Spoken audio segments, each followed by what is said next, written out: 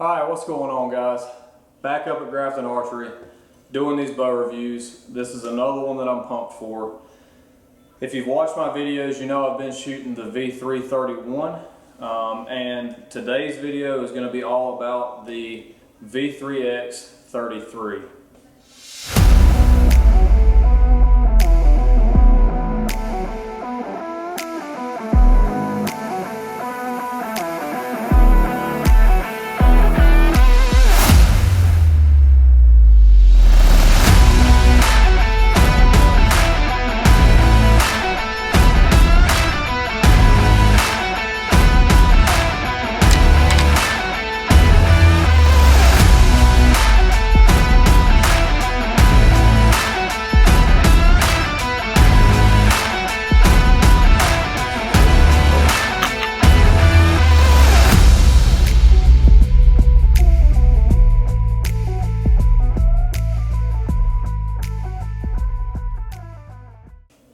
Alright guys, so this is the new longer axle-to-axle bow from Mathews for 2022. This is their V3X 33. Some of the specs on this bow: 336. It doesn't say in the book what that was shot at. It just says up to 336, so I'm assuming that's at the longest draw length, which is 31.5. Not 100% sure on that though, so don't quote me on that. 33 inches axle-to-axle. 6.5 inches on the brace height, so this should be a pretty tunable, shootable bow based off of those. 4.67 pounds, that's what the bow weighs, bare bow. This bow, somehow they've taken some stuff out of the riser to make it a little bit lighter weight than last year's bows. 60 to 75 pounds, that's adjustable in 5-pound increments with different mod systems. These are still using their cross-centric cams with their switch weight technology in the mods. 27 to 31.5 inches on the draw, so for you longer draw guys, this bow might be for you. I've got this bow set up at 27 inches on the cam. It's drawing 27.1/8. The 29 actually drew 27.25, but this one's drawing 27.1/8, so not much different than 27, which is what it's set at. Shooting at 69.1 pounds, that's what this bow maxed out of the box, and 5 pounds holding weight. I shot 329 grain arrow at 303, which if you notice, that's what's got me wondering on which length they shot this bow at. The V3X 29 was rated at 340, so only 4 feet a second difference in the book. But it shot 316 with the same arrow, and this one shot 303. So I'm assuming that 336 is at a longer draw length.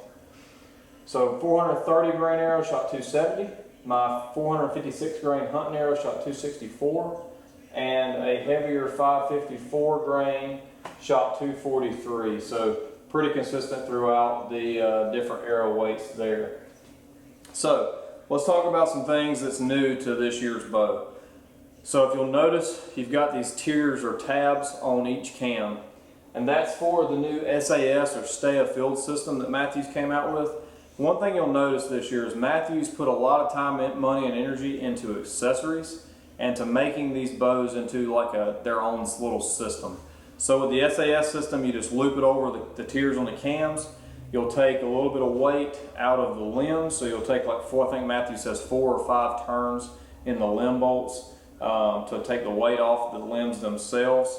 Pull down on the string and hook the SAS on the loop on the bottom cam, bottom and top cam. This will allow you to take your string off for those infield emergencies.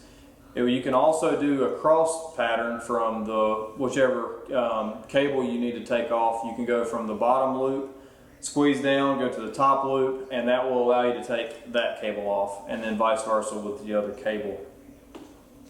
For what I can tell, this was not meant by Mathews to do away with a bow press. It was just a system to help you stay afield, which is why they named it that, is help you in emergency situations to be able to work on your bow. Put your peep sight back in, adjust your peep sight, whatever it may be.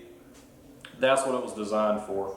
Another thing on the Mathews cams that I really like, and I didn't realize I'd like it so much until I had one, was the timing holes on the cams. And every time I've ever looked at mine and they were dead on and then came and checked it on the drawboard, timing's been dead on the money. So I really do like that feature on the Mathews cams, and I wish other companies, all the other companies would go to that, but they just haven't. Like I said, still the cross-centric cams with the switch weight technology. The cam itself didn't change other than the little tabs on the ends. Same limb pockets. The riser, once again, is super, super long. So this 33-inch bow feels like you've got a target bow in your hand as far as how long the riser is. Another thing with the riser, like I said, they did take some extra material out and help with weight, but Mathews has went to a integrated machined slot for dovetail type sights, and it's phenomenal. I mean, I really like that system, and I can't believe that idea hasn't already been out there. They still have the mounting holes for a standard sight mount, but one thing I will say with these new Mathews is if you have a Mathews that you're happy with, especially say a V3, they shoot very similar to the V3. So if you have one, they're going to shoot very similar to that. One thing I will say is if you don't plan on going to Mathews' new sights or new accessories and their total accessory package, if you don't plan on going to that, I do not recommend spending the money on the V3X. That is where Mathews put most of their time and energy, and their new accessories are phenomenal. Their new quivers, I think, are the best that I've seen so far. Hoyt just came out with their new quivers, and I haven't seen them yet, but so far the ones I've seen in my hand, the new Mathews one-piece quiver is the one that I really, really like. With that being said, their two-piece quiver is so low profile that you cannot shoot a different rest as of right now other than the QAD integrated rest. There are other rest companies that are coming out with rest for this bow. I haven't seen them yet, but just keep that in mind.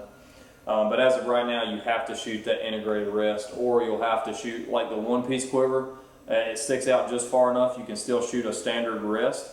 But if you wanted to shoot their two-piece and get this bow as balanced as possible without having side weight on your bow, you're going to need to shoot that two-piece quiver and a Mathews integrated rest. So that's pretty much it. Like I said, you're going to get the most out of these bows, these new Mathews bows, if you plan on shooting the Mathews accessories that they've got out. They are phenomenal. I'm not taking anything away from them, but just keep that in mind. This bow does not shoot much different, in my opinion, than the V3 did last year, but the accessories that fit on this bow and just how balanced it can make this bow is what makes this bow worth buying. So let's shoot a few shots. So the draw cycle is definitely smoother than the 29. There definitely is more hand shock.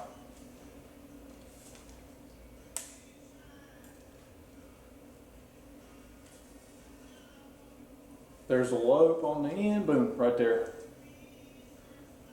I would have to say, in my opinion, it's not quite as balanced as the 29. And there definitely is slightly more vibration on the shot. Back wall is almost identical, just not quite as stiff, more than likely because it is a longer axle-to-axle bow.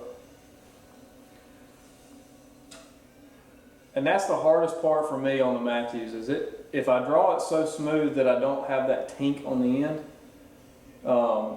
it just makes it such a stiff draw.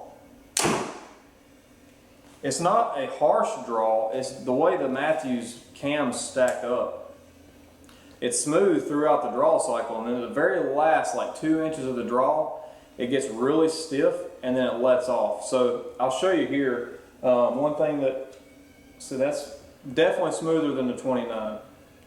So let me let this down. And I don't know what it is that me personally, the Hoyts are stiff at the beginning and they're smooth throughout the rest of the draw. They don't really have that drop off at the back. Mathews is backwards. Mathews is really smooth at the beginning and it has that stiffness at the back. Well, it's kind of the opposite. When you go to let the bow down, it's right off the get-go, it wants to snatch your shoulder. And it's hard for me, and I notice this when I'm in the stand, when I'm practicing with my V3, I'll draw back, act like I'm aiming, and then I'll go to let down. And it's just really hard for me to let down, especially when I'm cold or tired or whatever it may be, I've been hiking all day, my shoulders are tired, it's hard for me to let that bow down without letting it down so fast that my arrow tinks around in the wrist and in the riser. So draw cycle's not too harsh, but it's not super smooth, super smooth either. Back walls on these bows are phenomenal. The bow holds good, and there is just an ever so slight amount of hand shot. Once again, with most bows, we shoot them empty. If you put accessories on them, most of the time that shock goes away. I know it did in my V331. I like this bow. I do think there's other qualities about the 29 I like better, but one thing I do like better about this bow than the 29 is the draw cycle. It is slightly smoother on the draw cycle. So I'll sit down, write down what I think, score this bow out, and then we'll take it in there and we'll talk about what I think about this bow and how it scores out on my grading scale.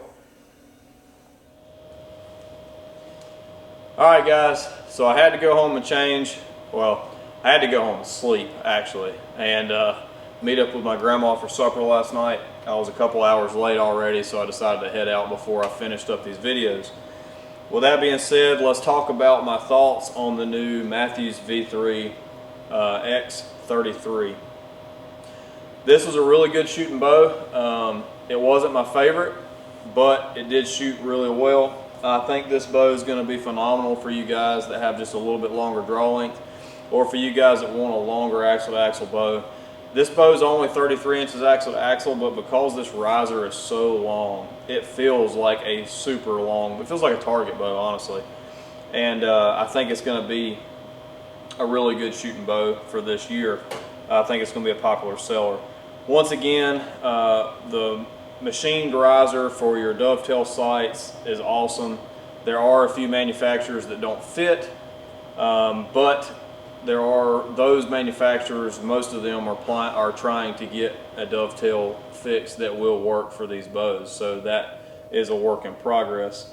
Once again, with this bow, just like with the 29, I'm going to recommend that if you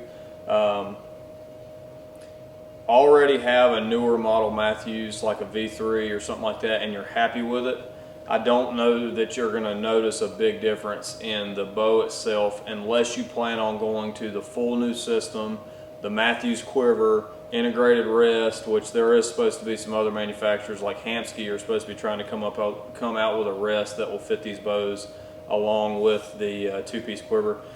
With the one-piece quiver, you can use other rests, and I personally like the one-piece quiver the best. I think it's one of the best quivers on the market that I've seen so far.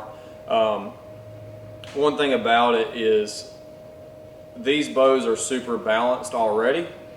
This bow wasn't quite as balanced as the 29, and I think that's just because there's so much riser above where your hand is. But with the accessories on these bows, they're super balanced, and I think that's where you're going to notice the difference in this year's lineup of bows from Mathews, is if you plan on using their new accessories to really make this bow a super balanced system. As far as the shot goes, I didn't think it was much different than last year's bows. I do think the 33 is going to be more of your tunable, shootable bows. Just a longer axle-to-axle, longer brace height makes it a little bit more shootable. The draw cycle, in my opinion, was smoother on the 33 than it was on the 29. And the back wall was better on the 29. And this bow did have a little bit more vibration on the shot than the 29 did. So let's jump into my scoring system and we'll go based off of that. So for this bow, it actually overall scored the same as the V3X 29 in my opinion. So for quietness, I gave the 29 a 5. I gave this bow a 4. It definitely wasn't as quiet as the 29 in my opinion, but it was a very quiet bow.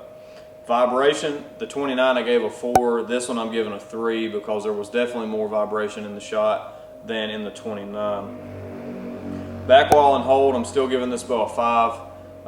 Wasn't quite as solid as the 29, which is to be expected in a longer axle-to-axle bow, but it was very, very solid, and I think it's definitely still 5 status on the back wall and hold. Draw cycle, I gave this bow a 4. The 29 I gave a 3. It was definitely a little bit stiffer draw cycle.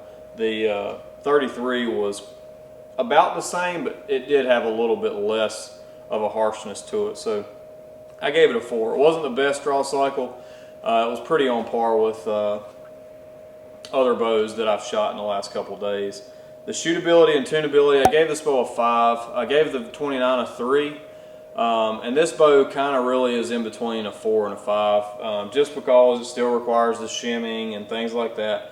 But the longer axle to axle, longer brace height, the long, super long riser on this bow, it should make for a very shootable, very tunable bow.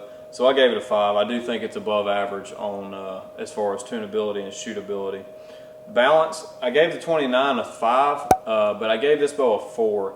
And that's just because it wasn't quite as balanced in my hand, but it was still well above the norm for balance, I feel like. So I gave it a 4 out of 5. And then for speed, I gave it a 4 out of 5 as well. Was slightly slower than the 29, but not by a whole lot. And that gives this bow a 29 out of 35 for score. So you'll notice that that 29 seems to be a number that several of these bows are getting. And it's weird how when you go through the list, you'll actually see that these numbers are, they'll lose a point in one area, gain a point in another area. So that shows you that it's like an overall shot experience. Like, what overall are you looking for in a hunting bow? So even though this bow might not be as quiet, it makes up for it in draw cycle or whatever it may be. So that's why I like that scoring system the way it is. So once again, good shooting bow from Mathews. I think for you to really see the full advantage of this bow, you're going to need to shoot the new accessories and shoot a dovetail sight. That's just my personal opinion. Anyways, guys, enough on this bow. Thanks for watching. If you have any questions regarding these bows, come up here and check these guys out at Grafton, or give them a call at 704-855-1300. If there's any questions that I can answer, comment down below, guys. Let me know. Ask me what you want to know. If there's anything else you want to see on the channel, comment down below and let me know. If I don't respond to you, I apologize. I've got a lot going on, but I do try to read all your comments. So let me know what y'all want to see. If there's something I need to change, some criteria I need to change on my scoring system, whatever it may be, guys, I do try to listen to what y'all say. So thanks for watching. Check out our website at bcreekgear.com to get a hat or a t-shirt, and support our channel if you choose to, and if you like what we're doing. So like and subscribe down below if you hadn't already. We appreciate it. Remember to live your life to the fullest. Use your passions to bless others, and we'll catch you on the next video.